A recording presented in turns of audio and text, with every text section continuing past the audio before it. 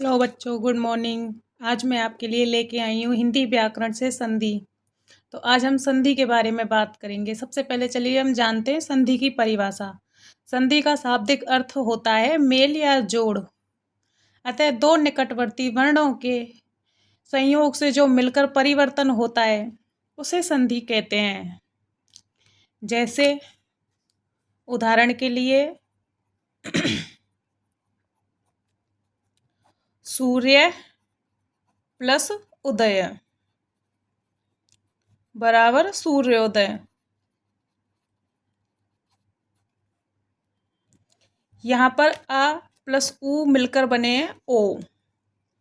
आ plus उ बराबर ओ।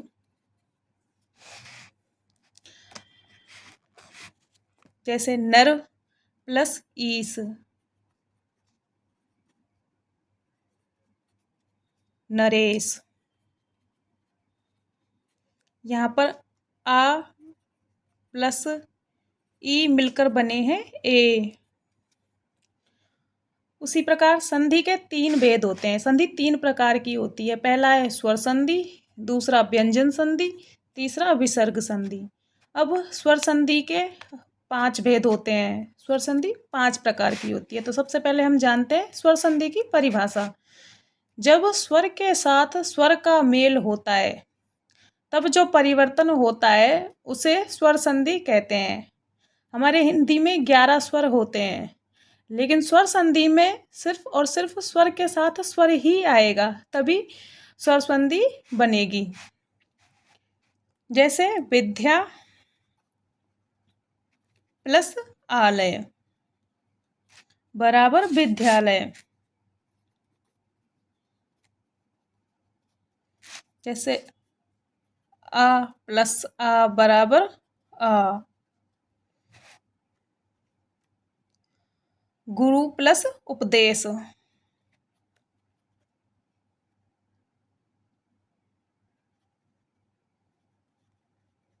बराबर गुरु उपदेश। यहाँ पे हुआ है उ प्लस उ बराबर उ।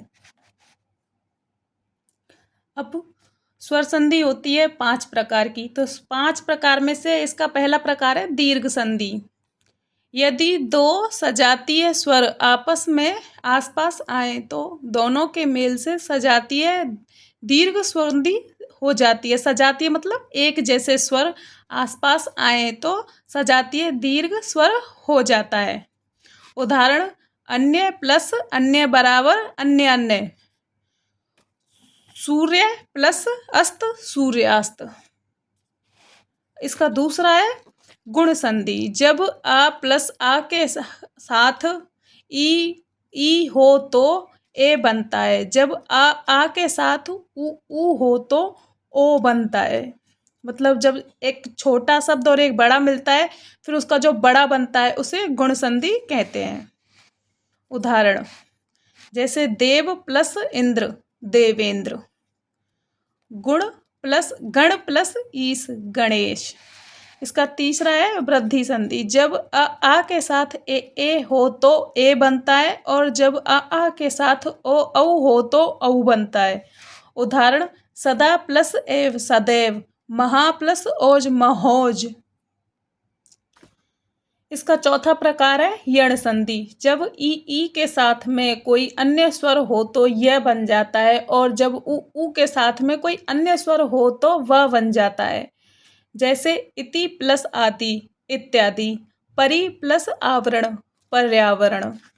इसका 5वां उदाहरण है अयादि संधि। जब ए ओ औ के साथ में कोई अन्य स्वर हो तो ए का अय में और ए का आय में हो जाता है। ओ का अब में और औ का आब में हो जाता है।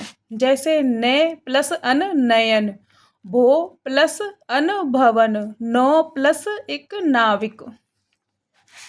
अब संधि का दूसरा प्रकार है व्यंजन संधि। जब व्यंजन को व्यंजन या स्वर के साथ मिलाने से जो परिवर्तन होता है उसे व्यंजन संधि कहते हैं। व्यंजन संधि में व्यंजन को हम व्यंजन से भी मिला सकते हैं और स्वर से भी मिला सकते हैं। उसके बाद में जो परिवर्तन होता है उसे व्यंजन संधि कहते हैं। उदाहरण दिक प्लस अंबर दिगंबर, अच प्लस आदि आजादी। अब इसका तीसरा उदाहरण है, तीसरा प्रकार है इसका विसर्ग संधि। विसर्ग के बाद जब स्वर या व्यंजन आ जाए तब जो परिवर्तन होता है उसे विसर्ग संधि कहते हैं। उदाहरण मन्ह प्लस अनुकूल बराबर मनोनुकूल, निस प्लस चय निश्चय, दुख प्लस कर दुष्कर।